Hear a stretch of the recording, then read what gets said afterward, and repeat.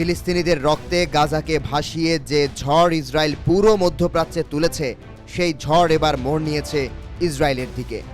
একটু একটু করে বেনিয়ামিন নেতানিয়াহুর নাকের ডগায় দানা বাঁধছে ইসরায়েল বিরোধী শক্তি। এতদিন হামাস, হিজবুল্লাহ আর হুথিদের সামলাতেই রাত দিন এক করতে হয়েছে তেল আবিবকে। এবার ঘরের ভেতরে যে আগুন জ্বলে উঠছে, তা কিভাবে নেভাবেন নেতানিয়াহু? তাও এবার যাদের কাঁধে ভর করে গোপন তথ্যের ভিত্তিতে বিবি যুদ্ধ চালিয়ে যাচ্ছেন, অবশেষে আইডিএফের সেই গোয়েন্দারাই ছেড়ে দিচ্ছেন রক্তে রাঙানো বিবির হাত। এবার ইসরায়েলের সরকারের বিরুদ্ধে একজোট হচ্ছে খোদ দেশের সেনারা।